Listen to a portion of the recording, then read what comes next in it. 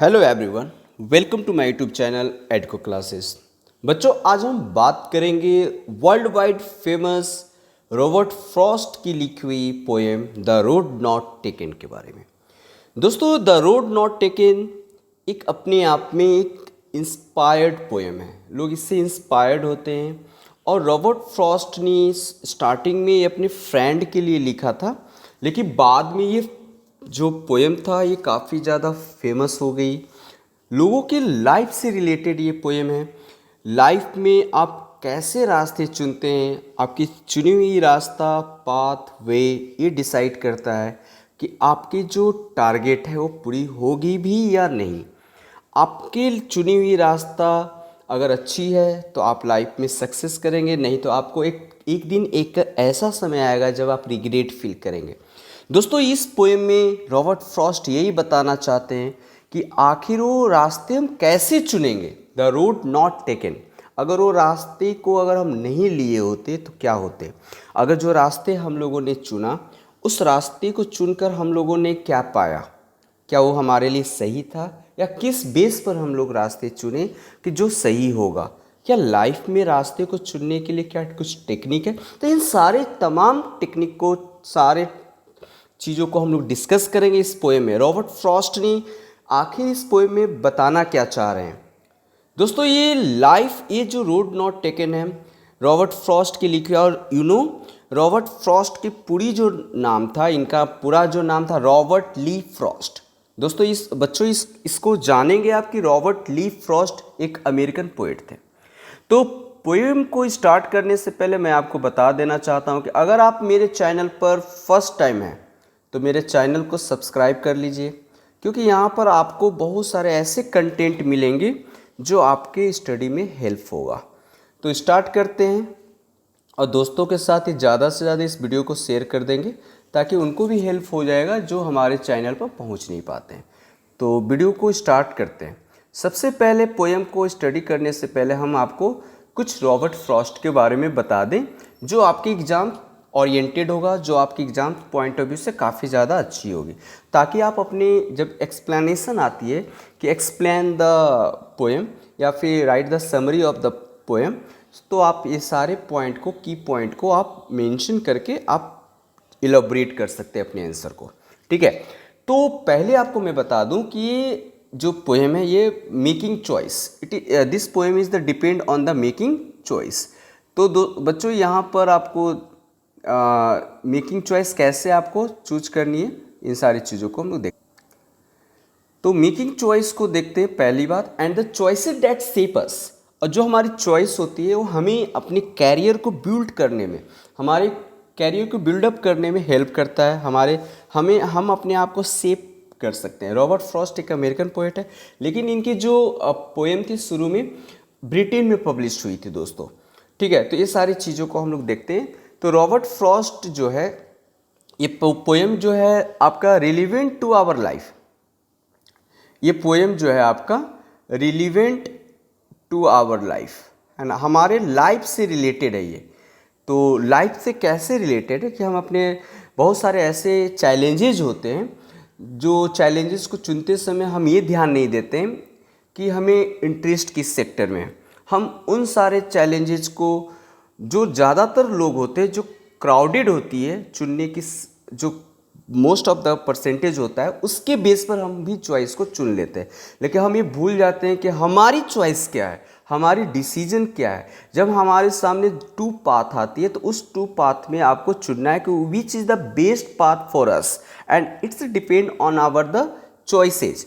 तो चॉइस है कि आपकी चॉइस कैसी होनी चाहिए। तो रॉबर्ट फ्रॉस्ट यहाँ पर अपने को, दो उनके सामने रास्ते हैं वुड में, जंगल में जाने के बाद, और वो कैसे अपने कैरियर को चुनते हैं, ये सब चीज़ों को देखते हैं। तो पहले हम लोग रॉबर्ट फ्रॉस्ट के बारे में डिस्कस कर लेते हैं। रॉबर्ट फ्रॉस्ट, बच्चों, सबसे पहले यहाँ पर जो रॉबर्ट फ्रॉस्ट का नाम मैंने आपका बताया, इनका नाम था, पूरा नाम जो था रॉबर्ट ली फ्रॉस्ट। इनका पूरा नाम क्या था? Robert Lee Frost. And now he was an American poet, he was an American poets, okay. His work was initially published in England before it was published in America। ठीक है, तो England में पहले पब्लिश्ड हुआ था, America में published होने से पहले। One of the most popular and the respected American poet of the 20th century. Very very important point, Robert Frost अपनी 20th सेंचुरी का बहुत ही काफ़ी ज़्यादा famous and popular respected American poet रहे हैं। फॉरेस्ट ने बहुत सारे प्राइजेज रिसीव किए हैं, जैसे like that Pulitzer prizes in poetry में। He was awarded the Congressional gold medal, इनको कॉन्ग्रेशनल गोल्ड मेडल भी दिया गया था बच्चे। 1960 में ये इन्होंने award, he got the awarded Congressional gold medal in 1960, okay. And now for what, so his poetic work, okay. So on July 22nd, July 1961, Frost was named Poet Laureate of Vermont. Okay, तो 1961 में forest को Vermont का laureate nominate किया जाता है। Laureate का मतलब होता है बच्चों कि जो पोएट के सेक्टर में, या फिर जब आप मास्टरी हासिल करते हैं, जब अच्छे आप, तो आपको एक उपाधि दी जाती है, ठीक है, एक सिंबल दी जाती है पोएट लॉरेट का। तो वर्मोंट में पोएट लॉरेट का इनको एक प्रेस्टिजियस डिग्निटी दी गई थी रॉबर्ट फ्रॉस्ट को, ठीक है।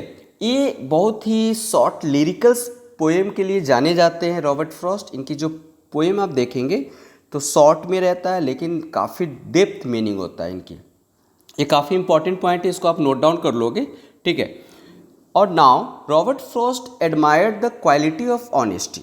एक्चुअली ये हमेशा प्रशंसा करते हैं क्वालिटी ऑफ ऑनेस्टी। इनकी जो राइटिंग होती है ऑनेस्टी को रिप्रेजेंट करता है, simplicity, love and hard work. These all are the themes include by the Robert Frost in the poem. इन सारी चीज़ों को रॉबर्ट फ्रॉस्ट क्या करते हैं, अपने पोएम में यूज करते हैं। At the centre of most of his poem lie antithesis. Antithesis का मतलब कंट्रास्ट, ठीक है।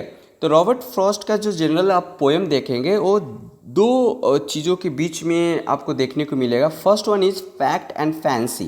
फैक्ट एंड फैंसी के बीच में reality and imagination, pleasure and purpose, nature and civilization, country and city, इस सारे चीज़ों के बीच में एंटीथेसिस देखने को मिलता है रॉबर्ट फ्रॉस्ट की ये सारे पोएम में। तो आगे हम लोग बात करते हैं। दोस्तों काफ़ी ज़्यादा कम समय में ये फेमस हुए थे, and nowadays the Robert Frost writing is the most popular among the people.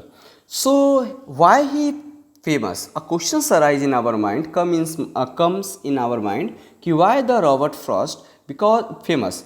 Because his style is so unique. इनकी जो स्टाइल, लिखने की जो स्टाइल थी काफ़ी ज़्यादा यूनिक थी।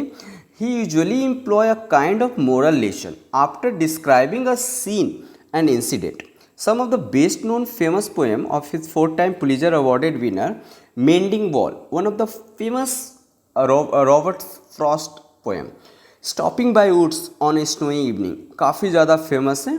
और इसके जो लास्ट का लाइन है ना, one of the most famous line, and that was always reciting by Jawaharlal Nehru, okay. वो हमेशा गुनगुनाते थे ये पोएम को और हमेशा अपने सेल्फ्स में रखते थे। पार्लियामेंट के सेल्फ्स में जहाँ वो बैठते थे वहाँ पर ये पोएम को, जब भी उनको ये गाने का मन होता था तो ये 4 लाइन को गुनगुनाते। मालूम है वो क्या है, आप मुझे कमेंट करके बताएंगे, ओके। स्टॉपिंग बाय वुड्स की लास्ट 4 लाइन वो क्या है। The onset is the one of the famous poem by Robert Frost, okay. Provide neither far nor in day, ये सभी फेमस पोएम है। Death of the hired man and the road not taken, okay. Dust of fire and ice, dust of snow, ये सारे famous. Dust of snow and fire and ice आपको 10th class में पढ़ना है, ठीक है। तो ये सारी चीज़ों को हम लोगों ने देखा, ठीक है। अब कुछ हम लोग पोएम के एक्सप्लेनेशन को देख लेते हैं, उसके बाद हम लोग डायरेक्टली पोएम पर चलेंगे, ठीक है। तो देखते हैं poem explanation.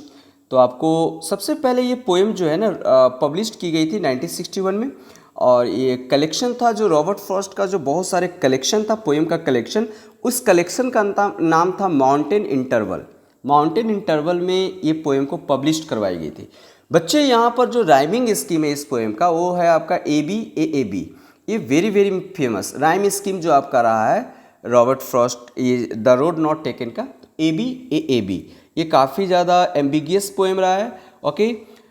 readers to think about choice they make in life. Okay, Robert Frost wrote this poem for his friend Edward Thomas. Very important point. इस पोएम को रॉबर्ट फ्रॉस्ट ने अपने शुरू में स्टार्टिंग में अपने एडवर्ड थॉमस जो उनके फ्रेंड थे उसके लिए लिखे थे. बाद में ये वर्ल्ड वाइड फेमस हो जाता है. The poem is about life from the perspective of young narrator who decide to seize the day and the individual choices the road less traveled by. Okay, the poem comprises uncertainty and perplexing situation of the mind of people about what they may face then when standing on the verge of making choices. It is because life is full of choices. दोस्तों बच्चे, ये सारे चीज़ें जो होता है हमारा जो लाइफ होता है ना, it is a completely full of choices and the choice we make. और जो चॉइस होता है वो हमें बनाता है. आपकी चॉइस ही आपको डिसाइड करता है, आपकी कैरियर को बिल्डअप करता है. आपकी जैसी चॉइस होगी उस अकॉर्डिंग आपकी लाइफ होगी. Define the whole course of our lifes. The narrator faces a situation during his travel. Narrator, who is narrator in this poem? Robert Frost. He find two roads at a point where he was to choose one and must avoid by his choices. अब एक साथ दो रास्ते choose करनी हो तो कैसे आप चुनेंगे, ये आपके चॉइस पर डिपेंड करता है और आपकी चॉइस आपकी फ्यूचर डिसाइड करती है. He thinks he may come back one day to travel on the other road. जब एक रास्ते आप चूज कर लेते हो या जैसी भी हो, वो आपके फ्यूचर डिसाइड करता है. और फिर आप क्या करते हो, सेकेंड रास्ते को आप बोलते हो कि एक दिन ऐसा समय आएगा कि आप उस रास्ते पर अगले दिन जाओगे, है ना. एक साथ दो रास्ते आप नहीं चुन सकते हो. ओके, हमेशा आप क्या करोगे, कोई एक ही रास्ता आप चूज करोगे. So move on the literary devices. अभी इसमें हम लोग बात करेंगे कि what the literary devices in this poem. Very important points. Okay, metaphor. So in this poem poet use metaphor like you can say that कि poem like road, fork in the road and yellow woods represent to autumn season to represent old types of people. Okay, old era. So now here these all things like road, yellow wood, these all are the metaphor. Okay, metaphor. I have already discussed metaphor and simile. Okay, metaphor and simile both are a literary device and to use comparing two things, but simile you to take as and like word. Okay, simile और like word से जब आप किसी sentence को compare करते हो so that be called a simile. But metaphor is a literary devices. It's also use for the comparing two things but without as and like. As और like के बिना हम कंपेयर करते हैं किसी चीज़ को तो उसे मेटाफर कहते हैं. इज इट क्लियर ना? So now next, yellow woods are the metaphor of making decision during the hard times of person's life. Here yellow woods is the represent here woods means forest, but yellow woods that is the metaphor to making decision during the hard times, okay, of a person's life. हम कभी कभी ऐसे situation में पहुंच जाते हैं अपने life में कि उस लाइफ में उस डिसीजन को हम नहीं ले पाते. हार्ड टाइम्स होता है हमारे लिए वो डिसीजन को चॉइस को चूज करना. So now here Robert Frost is use next literary devices personified personification. Okay, in the third lines the second stanza, it is the state because it was the grassy and wanted wear. That is, you already know when we compare non-living things compare in living things.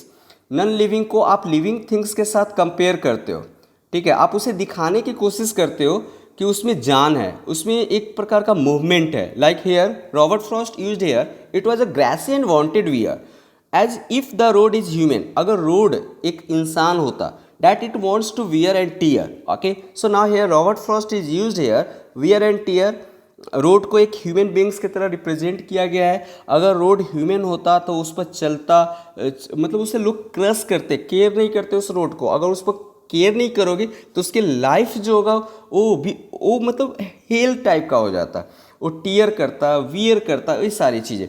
इसमें rhyming scheme next जो आपका literary devices है A B, very important. Rhyme जो scheme है आपका A B पूरी poem में आपका ए बी का यूज किया गया है. And now you know in 20 lines है इस पोएम में. आपका 20 लाइन्स है. How many lines in this poem? 20 lines. और आपका ये 20 लाइन्स को 4 स्टेंजा में डिवाइड की गई है. Each stanza has 5 lines. Okay, her stanza में को 5 लाइन्स में लिखी गई है। टोटल 4 स्टेंजा है आपका और 20 लाइन्स है। Is it clear? So now next जो लिटरेरी डिवाइसेज यूज की गई है वो आपका सिम्बॉलिज्म है। ठीक है, सिम्बॉलिज्म है। दूसरा जो है एनाफोरा। एनाफोरा का मतलब क्या होता है ये आपको जानना बहुत ज़रूरी है। ठीक है, एनाफोरा का मतलब होता है कि जब भी रिपीटेड वर्ड आता है, रिपीटेड, जैसे आप देखेंगे फर्स्ट स्टेंजा का second third and fourth line में फर्स्ट वर्ड जो है and this is the repeated word. Okay, repeated word है तो रिपीटेड होने की वजह से इस टाइप का अगर कोई लाइंस में वर्ड रिपीट हो रहे हैं तो इस टाइप के लिटरेरी डिवाइसेस को आप एनाफोरा कहते हैं। क्या कहते हैं? एनाफोरा।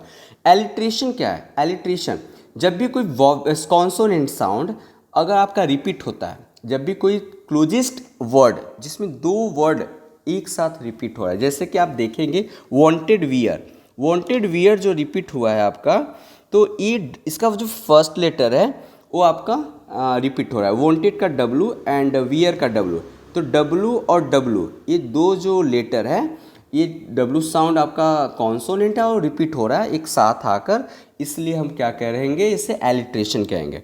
ठीक है, बहुत सारे और भी वर्ड्स हैं जैसे कि एफ साउंड रिपीट हुआ है। फर्स्ट फोर का first letter is F and 4 का first letter is F, so repeated is here. thou dat, okay, thou dat, तो here the repeating sound is th thou and dat का th thou।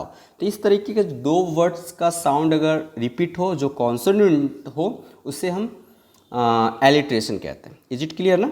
Next हम बात करेंगे repetition. As is repeated. Okay, as 2 times repeat हुआ है, जैसे आप देखेंगे फर्स्ट लाइन और अब 4th लाइन में आप देखेंगे एज को रिपीट किया गया है। तो इस तरीके का जो लेटर्स होते हैं उसको हम रिपीटेशन भी कहते हैं। तो आई होप यहाँ लिटरेरी डिवाइसेस आपको क्लियर हो गई होगी। अब हम डायरेक्ट मूव करते हैं पोएम की तरफ, क्योंकि बहुत सारे चीज़ें आपके जो एग्जाम्स में आती है वो आपका लिटरेरी डिवाइसेस क्या है ना, इस पोएम का थीम क्या है, रॉबर्ट फ्रॉस्ट इस पोएम में क्या कहना चाहते हैं, इन सारी चीज़ों को पहले ज़्यादा जानना जरूरी है कंपेयर टू पोएम। ओके, तो अब पोएम को लाइन बाय लाइन डिस्कस करते हैं। चलो पढ़ते हैं, फर्स्ट स्टेंजा को देखते हैं। 2 roads diverged in a yellow wood, and sorry I could not travel both, and be one traveler long I stood and looked down one as far as I could to where it bathed in the undergrowth।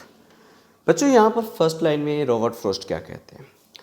Actually Robert Frost जो है ना वो एक जंगल में he was walking down the road in forest when he found a divergence where 2 roads। diverged का मतलब होता है आपका वो कंफ्यूज हो जाए, मतलब एक रोड है, एक प्लेस पर वो पहुंचते हैं किसी जगह, वहाँ से 2 रास्ते निकल रहे होते हैं। ठीक है, जैसे आप इस पॉइंट पर खड़े हो और इस पॉइंट पर आप खड़े हो और यहाँ पर एक टर्निंग, यहाँ से एक रास्ता इधर निकल रहा है और दूसरा रास्ता इधर निकल रहा है, तो this is the type of way that is called diverge. Diverge का मतलब मुड़ना, तो यहाँ 2 रास्ते निकल रहे हैं। So now the poet field sorry. अब पोएट बोलते कि sorry that I could not travel on both, हम दोनों रास्ते पर ट्रैवल नहीं कर सकते। तो इस तरीके से यहाँ पर poet describe. And then he felt sorry I could not travel on both roads. Then उसके बाद बोलते हैं I want to take one decision and choose a single path. मुझे एक डिसीजन लेना होगा, मुझे एक रास्ता चूज करना होगा। And then finally the poet stood for a long time, और एक जगह पर खड़ा होकर वो एक निहारते रहते हैं। Try to look at the roads as far as the could he see. वो वहाँ तक देखते हैं, खड़ा होकर निहारते रहते हैं रोड को जहाँ तक वो देख पाते हैं। And then he want to see the roads in full and wanted to know about both paths. Okay, तो जहाँ तक उसके बाद वो रोड क्या होता है, मुड़ जाती है। बच्चों यहाँ पर ये स्टेंजा में यही बोल रहे हैं कि I field sorry I could not travels on both road at a time. एक साथ एक टाइम पर दोनों रोड, 2 रास्ते पर मैं नहीं चल सकता। So finally here the poet describing कि एक रास्ते पर, एक साथ 2 रास्ते पर जब हम नहीं चलेंगे तो क्या करना। Then took the other just as fair and having perhaps the better claim because it was a grassy and wanted wear बच्चों नेक्स्ट स्टेंजा में पोएट क्या कहते हैं, then took the other just as fair and having perhaps the better claim because it was grassy and wanted wear thou as for that the passing there had warned them really about the same। ठीक है, दोनों देखने में same लग रहे थे। तो after pondering on it for a long time the poet decided to take the other road. Okay, poet ने डिसाइड किया कि एक रोड लेता हूँ and then he felt that both roads were equally good. उनको ऐसा लगा कि दोनों रोड क्या है, equally good. And then he started walking on the road which had grass on it and felt that it was a better road for him। जिस road को उन्होंने चूज किया उस पर बहुत सारे ग्रासेस लगे हुए थे और किसी ने उस पर अभी तक चला नहीं था, मतलब काफ़ी ज़्यादा लुकिंग फ्रेश दिख रहे थे। सो नाउ पोएट को लगता है कि ये काफ़ी अच्छी बात है। There was hardly any differences between them. The poet conveyed that our life, whatever decision we take or choices we make, each choices has same advantage and some disadvantage। Okay, some disadvantage and some problems are everywhere, so we must be ready to face them। Problem हमारे life में सभी जगह होता है। We have to challenges day to day, so now we will try to compete these challenges, face this problem, so now must be ready to face them। तो इस तरीके से पोएट यहाँ पर सेकेंड स्टेंजा में कहते हैं। थर्ड स्टेंजा की बात करते हैं बच्चों। थर्ड स्टेंजा जो है, and both that morning equally lay it in leaves no step had trodden black, oh I keep the first for another day it knowing how way leads on to way, I doubted if I should ever come back। बच्चों यहाँ पर poet कहते हैं कि both paths seem to be a similar that morning। मतलब morning की जो सुबह होती है ना, दोनों एकदम फ्रेश दिख रहे थे, सेम दिख रहे थे। Lips were seed on both road. Okay, lips से, पत्ते से जो ढके हुए थे दोनों road, and they were still green, और काफ़ी ज़्यादा हरे भरे दिख रहे थे। It means that no one had walked on the roads। According to poet, he see too there no one had walked on the roads because it's a looking fresh। So now he decided to take one path that day and the other path and another day। उसने poet सोचा, जो traveller है as a poet के रूप में, poet जो है as a traveller के रूप में एक रास्ता जब चूज किया तो सोचता है कि दूसरे रास्ता फिर कभी चूज कर लेंगे। He knew that one way leads to another way। He could not go back and take the other path once he moved cheese with one। So हमारे लाइफ में भी क्या होता है कि हम जब एक डिसीजन ले लेते हैं, वी कांट गो बैक, फिर वापस दोबारा हमें मौका ही नहीं मिलता है हम फिर वापस अपने रास्ते, अपने जर्नी में फिर से पीछे मूव कर सकें। तो पोएट ये भी कहते हैं कि लाइफ में जो आपकी डिसीजन है, आपकी चॉइस है, उसी पर आप की भविष्य टिकी होती है, आपकी फ्यूचर टिकी होती है। And now we move ahead with the same choice and the face the consequences which come our way. तो इस तरीके से पोएट यहाँ पर चीज़ें बताते हैं। Next the last line, what see the Robert Frost. So now last line discuss करते हैं। I shall be telling this with a sigh. लंबी सांसें लेकर पोएट कहते हैं, somewhere ages and ages hence two roads diverge in a wood and I took the one less traveled by and that has made all the differences। So students, poets say in this stanza that in the future we will take a deep breath and see that once upon a time he reached a point in life where he had to make one choices। हम जो रास्ते choose करते हैं वो हमारे future को decide करता है, और फ्यूचर में एक दिन ऐसा आता है जब हम बूढ़े हो जाते हैं, अपने एज गुजार लेते हैं, तो हम सोचते हैं कि हमारी चूज की हुई चॉइस जो वे था वो कैसा था। So there are two options for him and he had to opt for one at that time. He decide to take that the road which was less travelled by people. It means that the took a decisions which rare people take. Okay, अगर आप उस रास्ते को choose करते हो जिस रास्ते पर लोग कम चले हैं, and that decisions have changed his entire life, now the poem, the poet sends a powerful message that people should decide wisely in their life because the decisions they take will have an important impact on the rest of their life. Your decision, your choice to decide that impact on the rest of their life, of your life. आपके जीवन को अगर कोई decide करेगा तो आपके future को कोई अगर डिसाइड करेगा तो आपकी चॉइस है. So I hope you understood this poem. So बच्चों यहाँ पर ये सारी चीज़ें आपको समझने का मौका मिला. Frost, this is not a very common poem. This is the related to our life. This is related to our choice and that choice to made us, that choice to shape us. तो इस सारी चीज़ों को लेकर हम बात करते हैं. तो ये वीडियो कैसा लगा आप मुझे बताएंगे. नेक्स्ट वीडियो के साथ फिर मिलते हैं. तब तक अपना ख्याल रखेंगे. Keep learning, keep practicing. जय हिंद बच्चों.